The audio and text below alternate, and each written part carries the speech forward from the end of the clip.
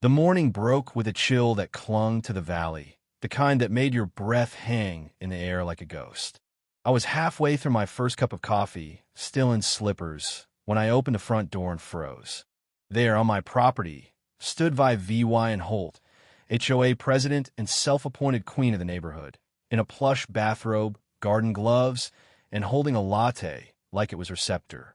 She was yanking my fence posts with the ferocity of a woman scorned, muttering about beautification as she dragged a freshly cemented corner post across the dirt like it had personally insulted her. She tiptoed along the boundary line, squinting at the ground with a tape measure, as if decoding some ancient map. When she kicked over one of my marker flags, snapped it in two, and stuffed it in her purse, I knew this wasn't a Drea mitt, was madness. That fence wasn't just wood and wire. It was the edge of my pasture, a line I'd maintained for years without a whisper of trouble. It ran alongside a tranquil creek that curled through the back of my property, a spot where I'd built a weathered bench to sit and listen to the water's murmur on quiet evenings.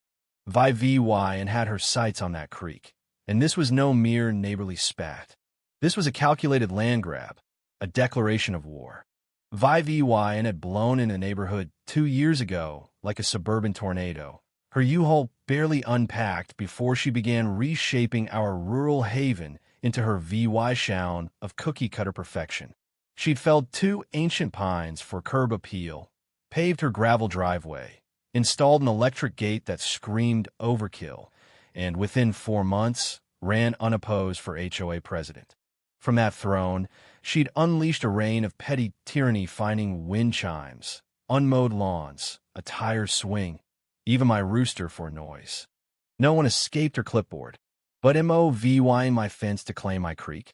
That was a new level of audacity, a bold theft wrapped in HOA jargon.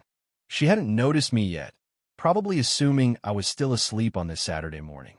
When she finished wrenching the last post, she stepped back, planted a plastic HOA reserved green space sign with a printed logo, and admired her work like she'd just claimed Yellowstone.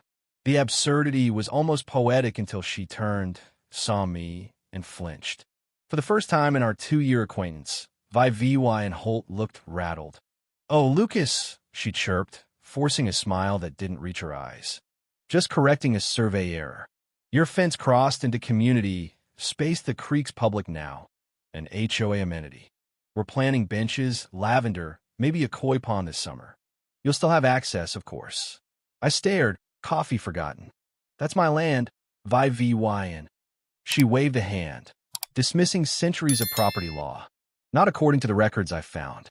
I have a printout in the shed if you want to see." I didn't want her printout. I wanted my fence back.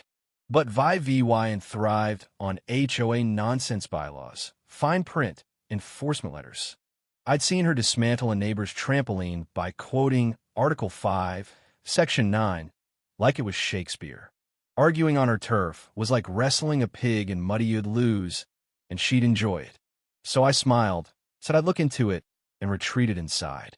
My coffee was cold, but my resolve was burning. I brewed a fresh pot, fired up my laptop, and pulled my 1971 plat map from the county assessor's site. The creek was mine, always had been. Her corrected fence line sliced 20 feet into my property, a theft so blatant it bordered on delusion. 2 days later, a yellow violation notice was taped to my door, accusing my fence of encroaching on the designated community greenbelt and demanding removal to avoid fines. I laughed so hard I nearly fell off the porch.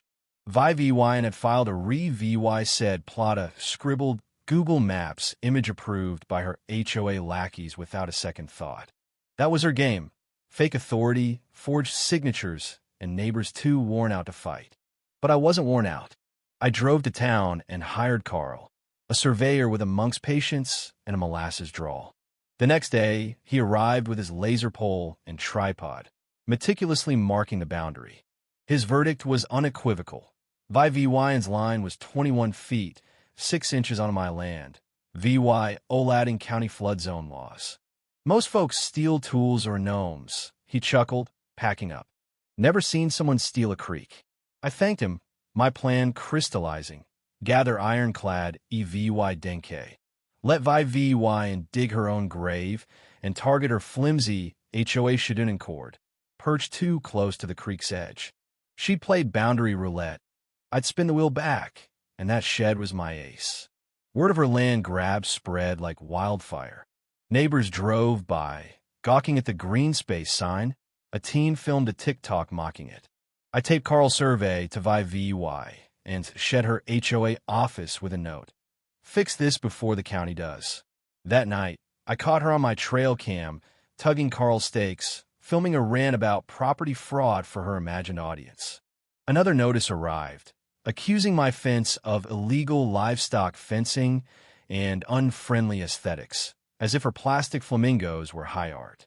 Her confidence wasn't just petty, it was a hunger for control. I called my high school buddy at the county clerk's office, sending him Carl's report and Vi's complaint. He called back, laughing. Vi had filed 3 fake plats in 2 months, all rejected by the county, but greenlit by her HOA puppets. She was rewriting reality with sheer audacity. Carl remeasured, confirming her shed sat in the creek's protected setback, a county violation. I prepped my old trailer, greasing its winch under a tarp, keeping my plan hushed. Vi held a lawn emergency meeting, bullhorn blaring about eyesore fences and rogue landowners. 4 folding chairs and a clipboard didn't hide her desperation. She circulated a petition to forcibly remove my fence, but her fatal misstep came when she and her cousin Greg dug up Carl's stakes at night, dumping them by my mailbox. My trail cam captured trespassing, vandalism, fraud. I held off on the sheriff, waiting for the perfect moment. A storm was coming, the ground softening under sheets of rain. At midnight, with thunder rolling, I hooked my winch to the shed's frame. By dawn, it floated in the creek, half submerged, a soggy relic of her empire. I sipped coffee on my porch, waiting for the inequality table. Vi and scream shattered the Sunday silence, a siren of rage and disbelief. In a raincoat and slippers, she waded knee-deep, yelling at the shed like it could apologize. Her cousin Greg arrived, gaping, avoiding my nod. Deputy Harper, a dry-witted sheriff, arrived with a notepad. Vi and spun a tale of sabotage, accusing me of dragging her shed under cover of darkness. Where was it before? Harper asked. She pointed to the illegal spot Carl flagged. I explained it was unanchored, likely shifted in the rain. Sheds swim if you don't pin him, Harper quipped, seeing no crime, just poor planning. Vi interrupted, storming my yard, accusing me of emotional distress. I pointed to my trail cam's blinking light. She froze, fleeing as Harper's eyes said he knew the score. A neighbor's video of her meltdown slow-zoomed, with whale noises as the shed drifted went viral. Memes flooded the HOA's Facebook, her reputation imploding. Board members quit, distancing themselves from her leadership. A petition to dissolve the HOA gained steam. County workers hauled the shed out, waterlogged and uninsured improperly placed. Vi kicked its ruins, screaming into her phone. I reclaimed my creek bench, the waters murmur a balm after months of chaos. But Vi wasn't done. A certified letter arrived, a lawsuit claiming destruction of property, emotional damages, and sabotage of HOA operations. The pages dripped with vendetta and malicious intent. I laughed, pouring another coffee. She was digging deeper, but the county's Environmental Commission had noticed her shed's flood zone breach, finding her due Law 2000. She tore the notice, her rage echoing off the hills. My defense was a fortress. Carl's survey, plat maps, cam footage of her vandalism, and neighbor testimonies of her harassment, fake fines, flower bans, threats. In court, Vi, flanked by her bumbling cousin lawyer Greg, called me a rogue cowboy. I presented the EVY Denke, including her signed fake citation. The judge, gray-haired and sharp-eyed, dismissed her case, scolded her for frivolous claims, and ordered her to pay due Law 5,000 for my survey, fence, and legal costs. She stormed out, red-faced, Greg trailing like a scolded puppy. Neighbors celebrated with lawn chairs and lemonade. toasting a shared VY Tory. The HOA collapsed, last members resigned, signs torn down. A Liberation Day barbecue hailed free-range Lee VYing. VY, Anne's garden withered. Her shed a warped monument to her downfall. A U-Haul signaled her exit. Matt and Lena, a young couple, moved in, bringing pie and plans to raise the shed. We dismantled it, and I crafted birdhouses from its wood, selling them as Creekside Karma, with carved fence and stream logos. They sold out, buyers low VYing the story of a shed that overreached and sank. The neighborhood ballooned longer lawns, porch swings, kids biking free. Lena planted sunflowers where the shed stood. Matt hung my birdhouse. Evenings with them brought laughter over the saga. "How'd you stay calm?" Matt asked. I admitted wanting to dump VY Anne's gnomes in the creek, but learned her type builds their own ruin. I nailed a plaque to my fence. Know your line. The creek flowed, birds nested, and peace earned, not imposed settled. VY Anne's condo, 3 towns over, under a strict HOA, was her fitting cage. My birdhouses sold, my fence stood, and the creek whispered VY Tory. But let's rewind to the heart of this storm to understand why it wasn't just about a fence or a shed, but a clash of worlds. My ranch, a patchwork of fields and memories, had been in my family for 3 generations. The creek wasn't just water, it was where my grandfather taught me to fish, where I scattered my father's ashes, where I'd sit after long days to remind myself why I stayed. VYN, with her manicured nails and city-bred entitlement, saw it as a blank canvas for her HOA utopia. From the moment she arrived, she'd treated our dirt roads and open fields like a personal affront. She'd march through the neighborhood, clipboard in hand, measuring mailbox heights and citing VY Sewell clutter like it was a federal crime. Her first year, she tried to ban my tractor for excessive dust. I ignored her, but others buckled misses. Ellison removed her wildflower garden. The Petersons painted their barn a neutral beige. VY's power wasn't legal. It was psychological, a slow drip of fear and compliance. The creek obsession started subtly.